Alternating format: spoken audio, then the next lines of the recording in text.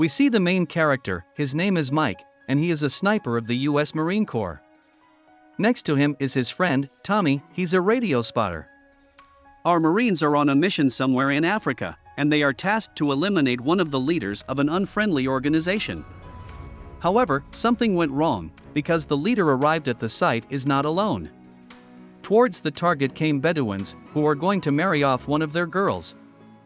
Mike hesitates, as the infantryman is not sure if this is the man who is their target. The command insists on eliminating the target, but Mike doesn't pull the trigger. A bride and groom are caught in the crosshairs of the scope, and when they step aside, Mike can't recognize the target.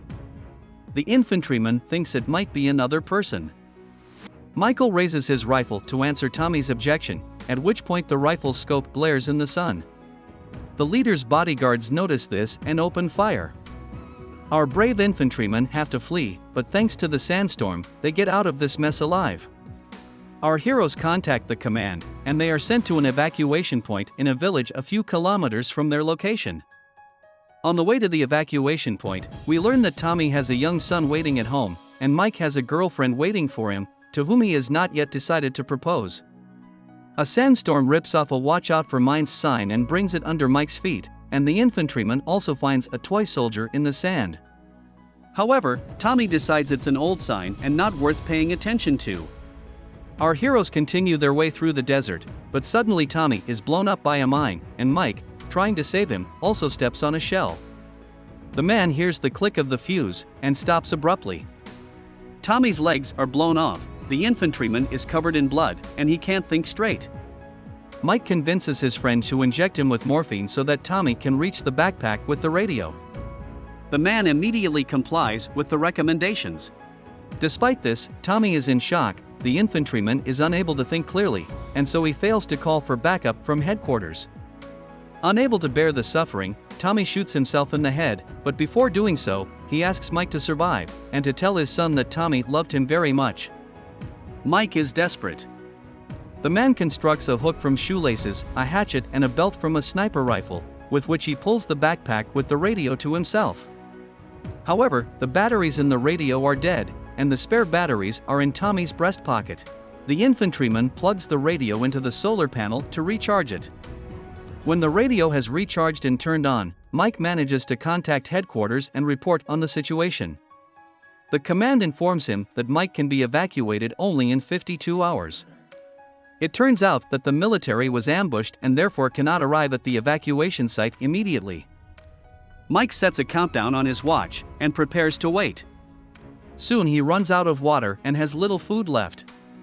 But that's not his main concern, as another sandstorm is coming in from the desert. Mike hastily wraps his face with a protective cloth and rests one side of his body on the rifle he is stuck in the sand, while the other hand holds a backpack with a radio. However, the sandstorm is too strong and the infantryman loses the backpack. When the storm ends, Michael discovers Tommy's body beside him. From his pocket, Mike takes out spare batteries.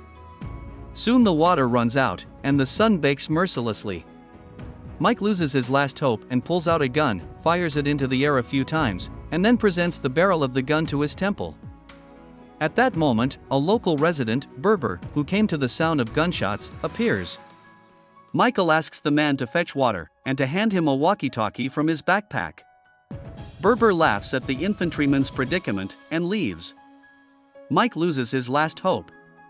Suddenly, a little girl appears from behind a hill with a flask of water. The girl gives the water to Mike, and shows a toy soldier similar to the one Mike found in the desert.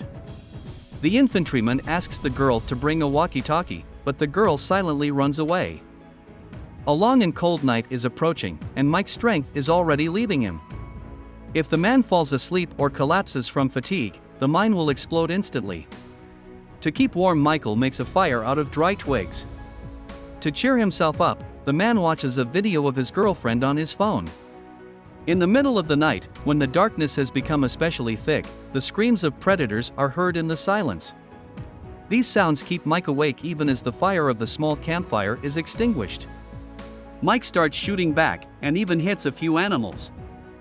Then the Marine lights a flashlight and sees Tommy's body, which has been lying nearby all this time, being dragged away by hungry jackals.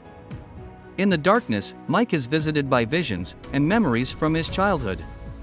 The man sees his father beating his mother, and Michael even tries to fight his imaginary father.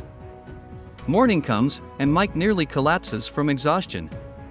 Berber comes to see the Marine again. The man says that Mike is lucky to have survived the night with the predators and still not get blown up by a mine. Berber tells the infantryman that Mike needs to get free, step up and move forward, but Mike takes it as a taunt, but they strike up a conversation. The Marine asks Berber to bring him a walkie-talkie, and the man, having finished philosophizing, finally complies with the request and then leaves. Time stretches too slowly in the heat. Mike begins to have hallucinations, visions of the past. The Marine thinks Tommy has come back to life. Tommy gets up out of the sand and starts talking to Mike. Another cold and dark night arrives, but this time Mike has no fire and no strength to fight the predators. The jackals slowly advance out of the darkness. Mike fires back until the ammunition in his gun runs out. Then the predators lunge at the infantryman, tearing his arms with their teeth, grabbing his legs. Mike's consciousness again throws him a vision from the past. Michael remembers how he stood up for a waitress in a bar, defeating 4 huge rangers, and how the waitress would later become his girlfriend. Upon waking up, Mike realizes that he stabbed all the jackals that were trying to eat the foot soldier. In the morning, the walkie-talkie chattered again, informing him that the military was delayed again and would be there in 17 hours. In desperation, Mike threw away the watch he'd been using to track the countdown to the rescue. Michael began to think he was talking to Jenny, his girlfriend. The man apologized to her, told her he loved her, and began to pass out. But Berber suddenly appeared and kept the infantryman on his feet. Berber treated Mike's wounds left by the predators. The man said the Marine should hang on, that he was lucky to still be alive. Berber and Mike have a new conversation. During the conversation, Mike learns that Berber himself was once blown up by a mine. The man and his daughter used to dig them out of the sand and sell them to the partisans. Instead of fuses on the mines, his daughter put tin cans on them. On one such day, a mine went off and Berber's daughter was killed and the man lost his leg. The man's leg is now replaced by a wooden prosthetic. Berber said that it was he who brought Mike water, and the girl he saw, his daughter, the Marine only dreamed. The man also said that after the amputation of his leg did not want to live, but in a moment of extreme despair he realized that he had to move on. Berber now has a wife and 2 children. The man made it clear that Mike must also become free, must move forward. Berber gives Mike some kind of drink, and warns him that it will give him visions, but then everything will be fine. The man then leaves, leaving an exhausted Mike to his hallucinations. The foot soldier again sees his drunken father beating his mother and then beating him himself, but Michael tries to fight back. Suddenly the scene changes and Michael is transported to the day he met Jenny, then fights with the Rangers, and then sees him and Jenny arguing. The man realizes he is becoming like his father.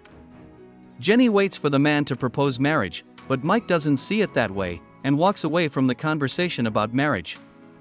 In his visions, his dying mother appears in a hospital bed. Out of the hallucination, Mike is pulled out of the hallucination by the military's voice over the radio. The military are passing within a few kilometers of the infantrymen in vehicles. They are ready to take the man away, but Michael has to signal. However, in order to reach the smoke bomb, Mike has to step off the mine. The man is afraid to take that step, hesitates, and the military moves farther and farther away. Suddenly Mike is shot, just as he's about to give the signal. The infantryman is surrounded by men with guns, but Mike is not ready to surrender yet. The man fires back with his sniper rifle, hitting one after another until he runs out of ammunition. Finally, a vision of his father appears among the sands. The man slowly approaches his son. Mike points a gun at him, but is unable to put a bullet into a vision from his past. Realizing he is ready to forgive his father, Mike lowers the gun. The father walks over and hugs his son. The hallucinations fade away. Mike sees the military vehicles moving farther away. The infantryman decides to step forward to grab a smoke bomb. Mike steps off the mine, but it doesn't explode. Not yet realizing what has happened, the man carefully digs out the mine. Instead of the mine, the infantryman finds a tin can left by Berber's daughter, and in it a toy soldier. Wounded and bloody, Mike cries with happiness, rolls on the sand, and lights a smoke bomb. Red smoke rose over the desert, and the infantryman was spotted. We see sappers cautiously approaching Michael through a minefield. The man is taken away, brought to his senses, and sent back to his homeland. We see Mike, along with other military personnel, walking through the airport.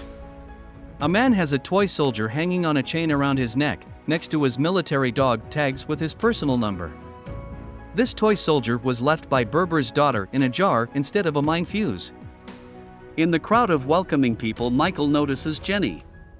The girl is happy that her favorite man has returned unharmed. Jenny wants to hug Mike, but the man stops a step away from the girl. Looking into her eyes, he gets down on one knee, ready to propose. This is the end of the movie. Thank you all for watching this movie to the end. Give this video a like.